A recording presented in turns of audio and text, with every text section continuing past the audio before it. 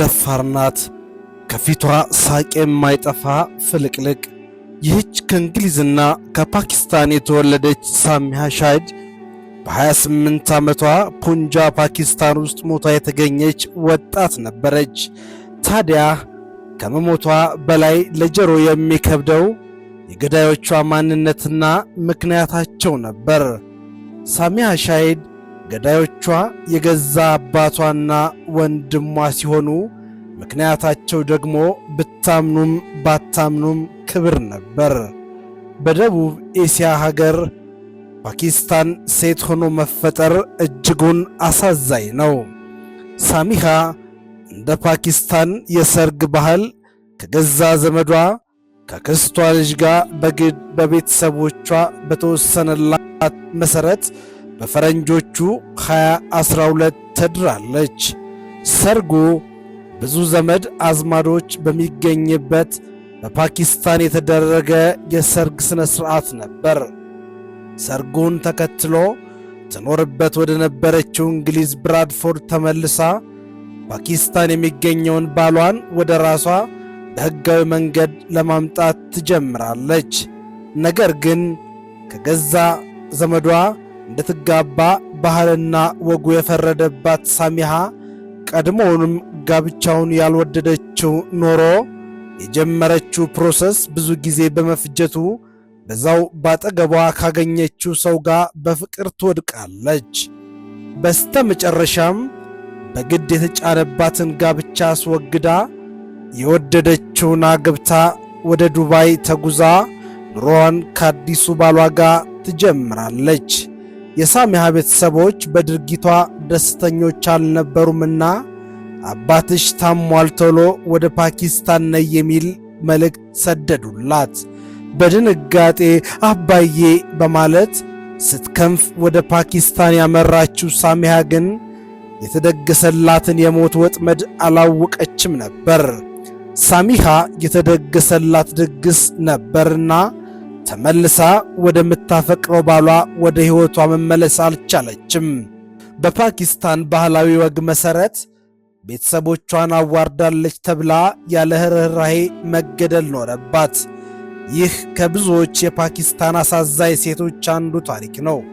በፓኪስታን በየዓመቱ፣ በየዕለቱ፣ በየሰዓቱ፣ በየደቂቃው ለክብር ሲባል ሴቶች ይገደላሉ።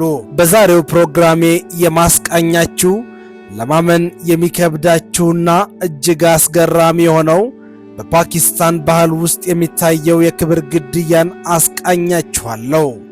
ሴት ሆኖ መፈጠር ምን ያክል ከባድ እንደሆነ የሚያሳየው የዛሬ ፕሮግራሜን እስከ መጨረሻው እንድትከታተሉ እጋብዛችኋለሁ። እንቁ ባህሪ ነኝ።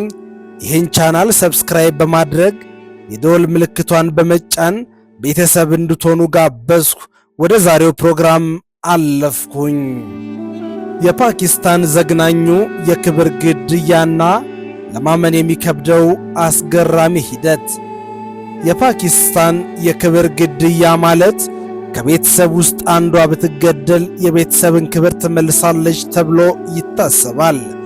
ብታምኑም ባታምኑም በፓኪስታን ውስጥ በቤተሰብ የመጣላትን ባል ያልተቀበለች፣ በማንኛውም ምክንያት ከባሏ ጋር ፍቺ የጠየቀች፣ ከወንዶች ጋር የመቀለድና የመሳሳም አዝማሚያ ያሳየች፣ ከሁሉም የሚከፋውና በእንቅርት ላይ ጆሮ ደግፍ የሚባለው እኔም ይሄን ፕሮግራም ሳዘጋጅ ልቤን የነካው ጉዳይ ሴቷ ከተደፈረች የቤተሰቧን ክብር ቀንሳለች በሚል በገዛ ቤተሰቧ ተደብድባ እንድትገደል ትደረጋለች።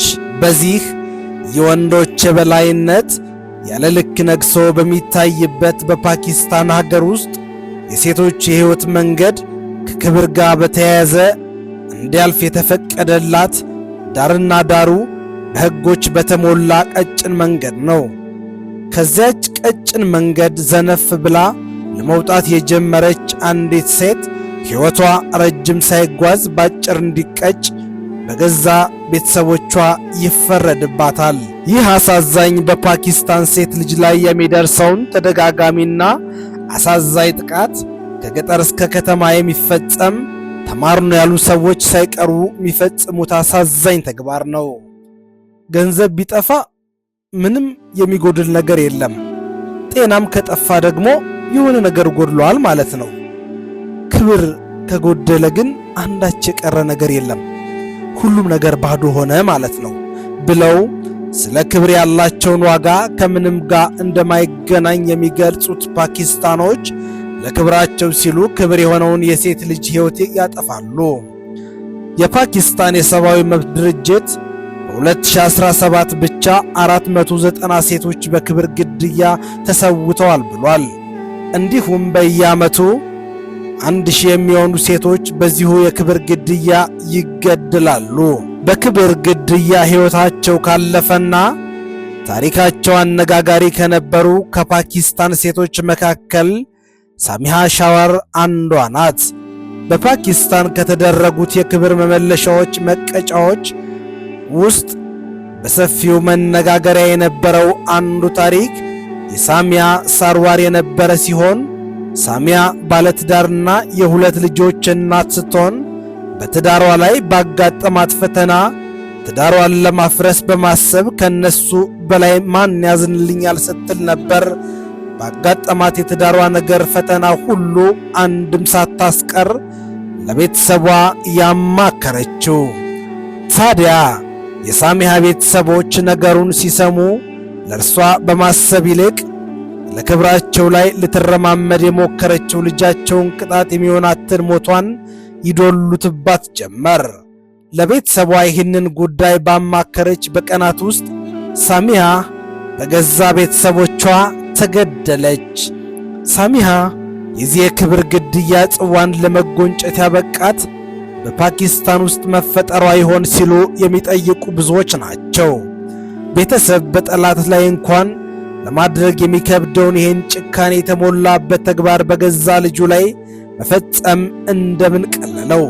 ምላሹን ማግኘት የሚቻለው ፓኪስታናዊ መሆን ሲቻል ብቻ ነው። ሳሚያን የገደሏትን የሚጠይቅ አንዳች አካል እንኳ አልነበረም።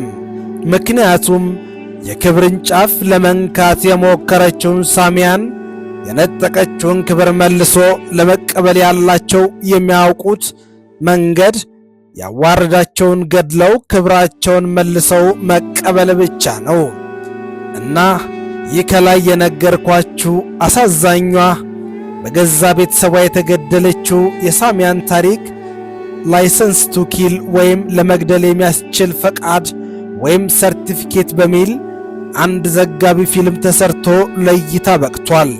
ሁላችሁም በዩቲዩብ ላይ ልትመለከቱት ትችላላችሁ። ሌላኛዋ የዚህ ባህል ተጠቂ የሆነችው እና በድንጋይ ተወግራ የሞተችው ፋርዛና ኢክባል አንዷ ናት።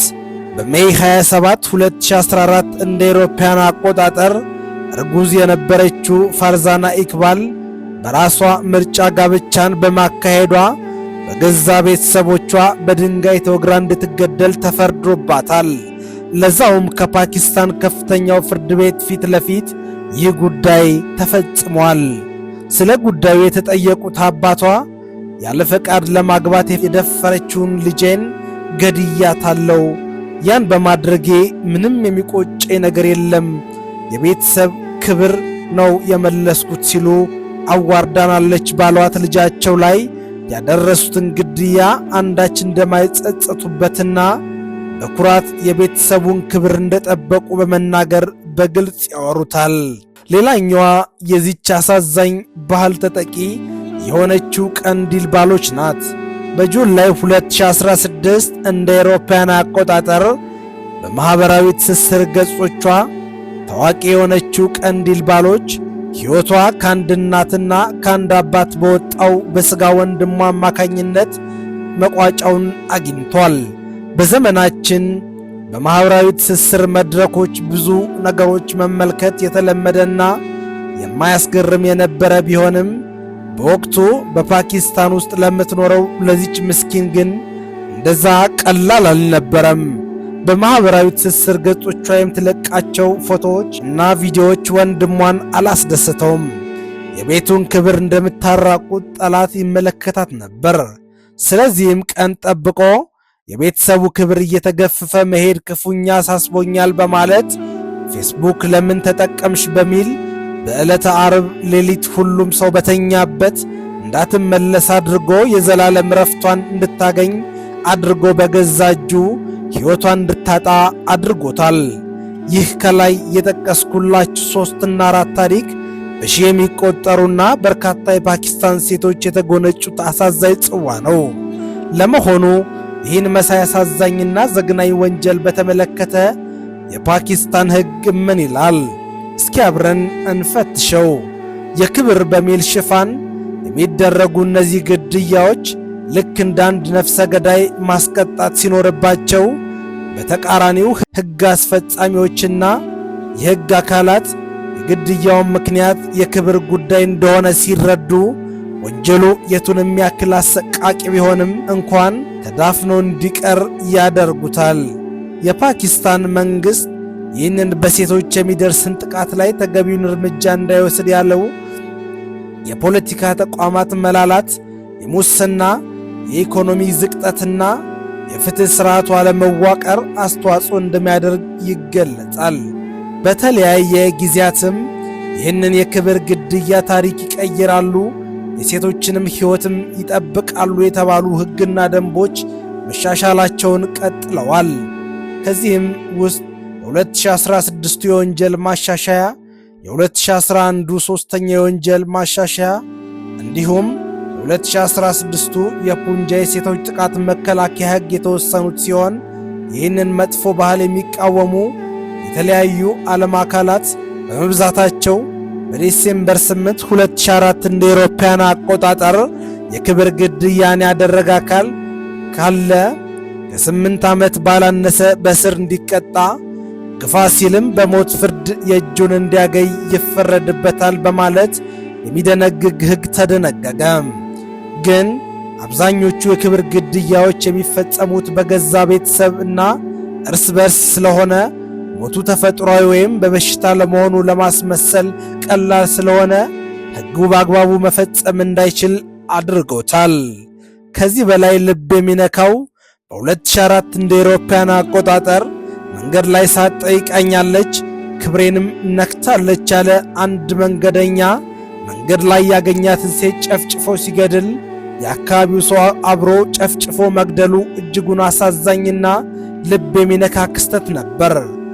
ለምን እንደሆነ እስካሁን ድረስ ባልገባኝ ሁኔታ ኢትዮጵያን ጨምሮ ከዓለም ጫፍ እስከ ዓለም ጫፍ ያሉ ልማዳዊ ድርጊቶች በሴቶች ላይ የበረቱ አቅማቸውን ሴቶች ላይ በሚያሳዩ ወንዶች ላይ የተመሰረቱ መሆናቸው እጅጉን አሳዛኝ ነው።